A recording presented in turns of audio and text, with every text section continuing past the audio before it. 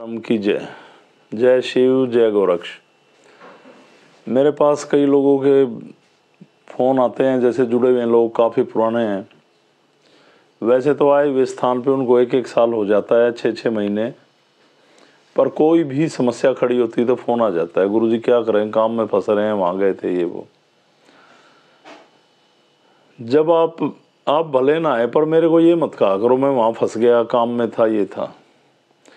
जिस आप काम में फंसे हुए थे, फिर आप शक्तियों से ज़्यादा महत्व उसको दे रहे हैं।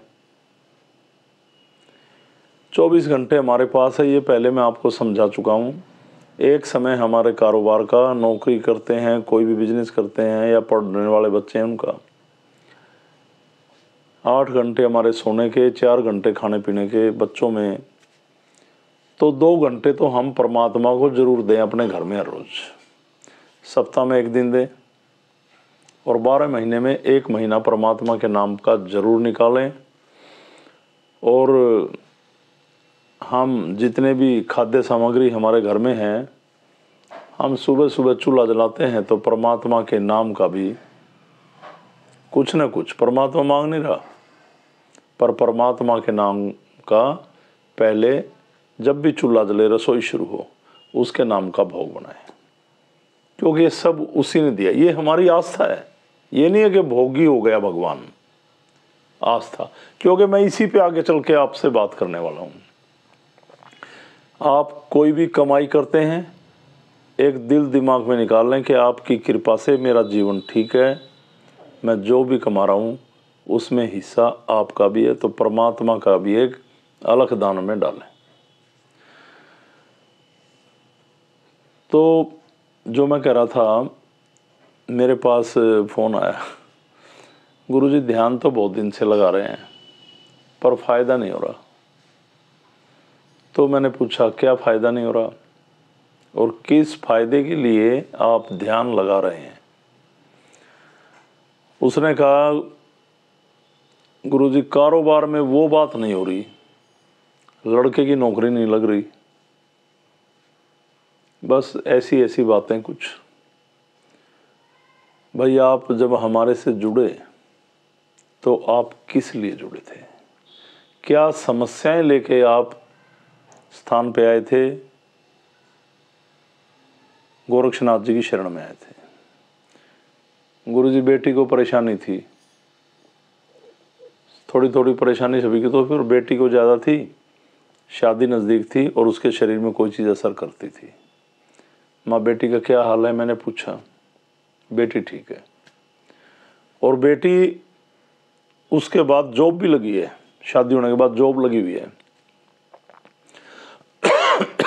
मैंने कहा बेटी को कोई परेशानी और नहीं, वो तो बिल्कुल ठीक है, तो और क्या फ़ायदा हुआ, नहीं हुआ। नहीं वो बीमारियां तो हैं नहीं, पर पैसे की, लक्ष्मी की तरक्की नहीं हो रही। ओहो, तो मैंने पूछा ये लक्ष्मी क्या है।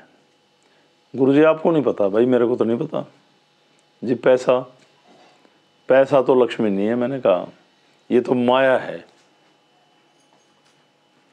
ये माया है। बोले अच्छा जी। माँ अच्छा जी क्या। देखो आप मेरे को एक बताओ, मैंने कहा जब आप हमारे से जुड़े तो कितने परेशान थे, बेचैनी थी कि लड़की की शादी होनी है, ये दिन रात खेलती है, पता नहीं क्या उसमें गलत चीज़ असर करती थी, पूरा परिवार नींद में दबता था। आपने कहीं बलि दी, खुद बताया आपने चुराव में रखा, आपको कितना कितना प्रसाद बोला, आप वहाँ पे प्रसाद चढ़ा गया है, और आप एक ही बात कहते थे मेरे से, गुरुजी ये जो असर हो रहा ना, बस ये ठीक हो जाए, हमें नहीं चाहिए कुछ और। तो ये ठीक हुआ और आप बोले स्वर्ग में आ गए। तो आपने अब इच्छाएं जगा ली धन की, तो परमात्मा ने आपको विवेक, बुद्धि, सारा ज्ञान, हाथ पैर सलामत दिए। और जो हम खुद कमा सकते हैं उसके लिए परमात्मा के आगे क्या चिल्लाना। समझ रहे हो ना मेरी बात को आप। और जैसे मैंने कहा लक्ष्मी तो माया है, आप ध्यान में रहो कितने बेचैन परेशान थे ना, अब शांति है ना, संतोष है ना। तो ये संतोष धन है। जब आपके पास संतोष धन है तो ये है लक्ष्मी। सही मायने में लक्ष्मी ये है, और ये तो माया है। और जब हम ऐसे मोह में, मतलब आपको पता है कि एक आदमी घर में गलत कर रहा है, नहीं मान रहा, उसके कारण नुकसान हो रहा है। मैं ज़्यादा बातें अब परिवार का नाम लेने लग जाऊंगा तो अच्छी नहीं लगेंगी। तो आप उसके मोह में फंस के परेशान हो रहे हैं। अब तो आप मोह में भी हैं और माया में भी हैं। आप मोह माया दोनों में फंसे हुए हैं, और इसका कोई रास्ता नहीं। इसका एक ही रास्ता है, आप अपनी तरफ से कोई भी गलत कर्म ना करें, सत्कर्म करें, सही मार्ग पर चलें। चाहे वो आपका भाई है, चाहे आपका बड़ा लड़का है जो आप बात बता रहे हैं, आप उसे समझाएं, सही गाइड करें। आपने पढ़ा लिखा के बड़ा किया, उसके बाद वो आपके लिए हर रोज़ नई परेशानी खड़ी कर रहा है, कारोबार में उसने परेशानी कर दी, और आप परमात्मा को दोष देने लगे। ये तो गलत बात हुई ना। अब आप कह रहे थे पड़ोस में से ऐसे ऐसे वहाँ जाते हैं जी, पर वो वहाँ पे शराब और बलि दिलवाते हैं। उनका ऐसे काम बन गया, उनका बन गया। अगर आपको लगता है कि शराब और बलि देने से कारोबार चल गया, तो मेरे से मत पूछिए आप। क्यों? ना तो मैं मोह में हूं, ना माया में हूं। हम तो अपनी जिंदगी से नाथ जी की शरण में आने के बाद संतुष्ट हैं। पर आप यूं सोच लीजिए, आप खुद कहते हैं हम वैष्णव हैं, क्या परमात्मा मदिरा, सिगरेट और बलि, किन्हीं भी पशुओं की, जानवरों की बलि लेगा? क्या परमात्मा मांसाहारी है? आप मेरे से ये सोच के 2 दिन में फ़ोन करना। मैंने बोला आपकी बुद्धि और विवेक आपके लोभ ने हर ली। अपनी मानसिकता को मोह माया में फंस के इतना कमजोर भी मत करो कि वो आपके विवेक को ही मार डाले। अरे भगवान है ना, और भगवान भी क्या है? आपके अंदर बैठी एक आत्मा, उसका एक दूसरा रूप है। आप जितना सत्कर्म करेंगे और आत्मा से काम करते जाएंगे, तो ये अंदर बैठा आपके सारे कर्मों के लेख लिख रहा है। होशियार बनने की कहीं भी जरूरत नहीं आपको। आप पता नहीं कहाँ कहाँ जाते हैं, मन्नतें मांगते हैं, ये करते हैं। इन मन्नतों के बंधन से मुक्ति पाओ, परमात्मा में ध्यान लगाओ, नेक कर्म करो, किसी भी जीव जंतु जानवर की बलि मत दो, उसमें भी आत्मा के रूप में परमात्मा का वास है। और कहीं पे आप भोग लगाते हैं, मिठाई ले जाते हैं, इसको केवल आप अपनी आस्था का विषय मान के ले जाएं। मंदिरों में जाएं, अच्छी मिठाई ले जाएं, फल ले जाएं, कोई दिक्कत नहीं है, पर मन्नतों के बंधन में ना जाएं। भोग, मिठाई, फल अपनी इच्छाओं के लिए ना चढ़ाएं। समर्पित भाव से परमात्मा को दंडवत प्रणाम करते हुए चढ़ा दें। हमें कुछ नहीं चाहिए, बस कृपा रखना। फिर आप आंतरिक सोच से चढ़ा रहे हैं या अपनी बुद्धि को दौड़ा के चढ़ा रहे हैं, अपने मन से चढ़ा रहे हैं, आत्मा से, ये परमात्मा जानता है।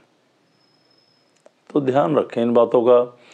और आप कह रहे थे कि गुरुजी परेशान इतने हो गए, कोई ये बता रहा है, कोई ये बता रहा है, फैसला नहीं लिया जा रहा क्या?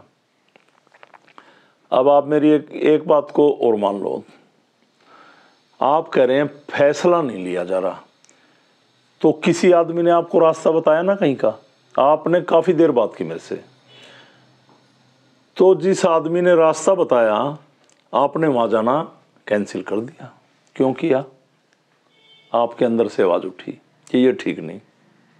फिर और किसी ने बताया, आप कहीं कहीं घूमे ना बहुत सारे, आपने कहा वहाँ भी ठीक नहीं। राय तो आप किसी से ले रहे थे, पर कोई आपको यूं कह रहा ठीक नहीं। आप इस बात को समझो, कौन कह रहा आपको ये बात ठीक नहीं? आपकी आत्मा, आपके अंदर बैठा भगवान, उसको लेने दो फैसला। उसका चिंतन करो, बैठो, उसका ध्यान करो कि मैं क्या करूं।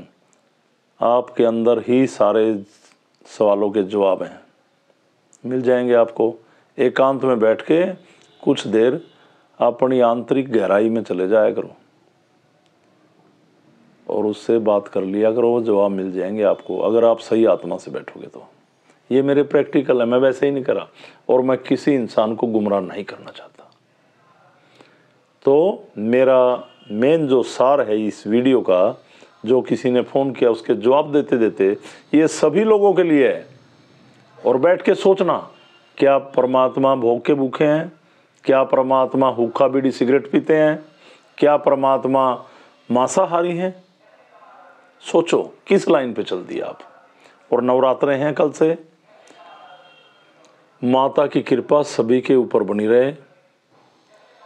पर कुछ ना मांगे, वो दाती है, सब देती है बिना मांगे, जब आप उसकी शरण में सही भाव से बैठते हैं। उसके लिए सब राजा, रंक, ज्ञानी, अज्ञानी, अपंग, निरोग, सब एक समान है। पशु पक्षी, ये पूरी प्रकृति ही माँ है, ध्यान रखना इस बात का। सभी को मेरी तरफ से ओमलक प्रणाम, और माँ जगत जननी की कृपा सभी के ऊपर बनी रहे। प्रणाम। जय सनातन, जय।